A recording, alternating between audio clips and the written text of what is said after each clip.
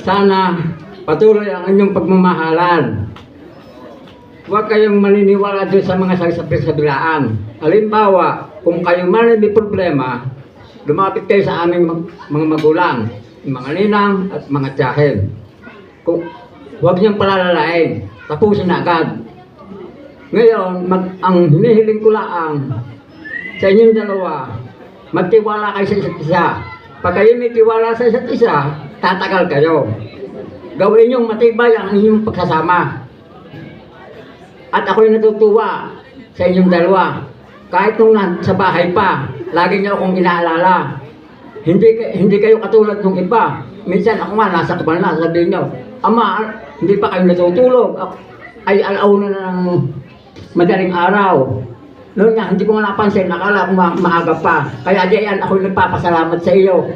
At mahal na mahal ko kayong dalawa hanggang dito na pulaan. Oh, ang galing naman ni Daddy. Napagtagumpayan niya. Oo, mahal na mahal talaga niya kayo. Oo, at saka baka sa mukha ni Daddy ang kagapungan ng kabataan, di ba? Mukhang mistiso kaya pala ng paibig. Ang kapit-kapitagan, ang nag-iisang most outstanding congresswoman. Ladies and gentlemen, ang nagtatag ng karapatan sa kabaklaan at sa kabataan para mag-aral at libreng edukasyon. Let's give it up for Congresswoman Rosalia Arculio. Ay,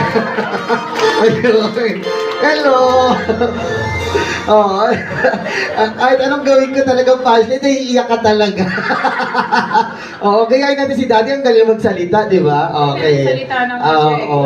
Hindi, kailangan mo bilang nanay kasi sabi nila, it's a kind of a situation that the parents, both parents, sharing their irrevocable sincerity that comes from the hypothalamus of parents' heart. When we say hypothalamus, it is a dramatic expression that showing that we are enlightened the life of everybody to show the sincerity of love. That's what we call an apple of eye. An apple of eye is a doctor's away from another way. So that's the way. Away! Alright. Maraming salamat po. So, bago po lahat, bago ko mag-message sa dalawa, papasalamat po ako sa inyo mga dumalo dito. Maraming pong salamat sa inyo po lahat, mga bisita. At na mga, lalo-lalo na po sa IDTN, maraming pong salamat sa inyo. About naman po dito sa dalawa, siguro diyan, matatawag mo na ako ngayong nanay. Opo, hindi po yan natawag sa akin nanay. Baka naman ngayon ko pwede nang tumawag ng nanay. Sige, siguro naman pwede ka na rin tumawag kay Mama Lisa mo ng mama. Siguro yan. Wala. Nagpapasalamat ako sa inyo, Ning.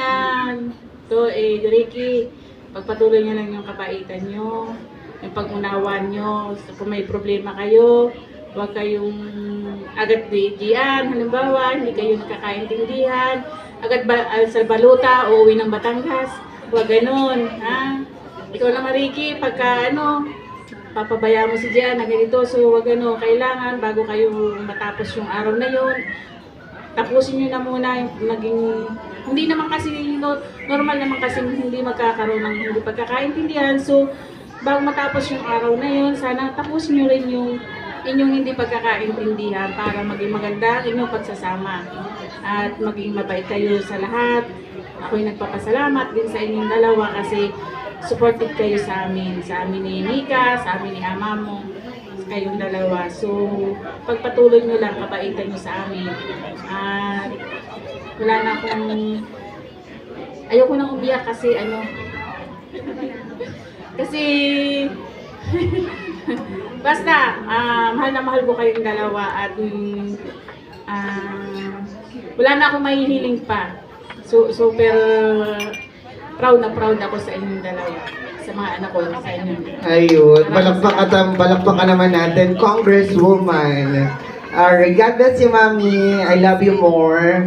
Ingat po palagi kasama ng iyong mga mapagmahal na pamilya. Ngayon naman po, while the couple are enjoying their mealtime, let's proceed.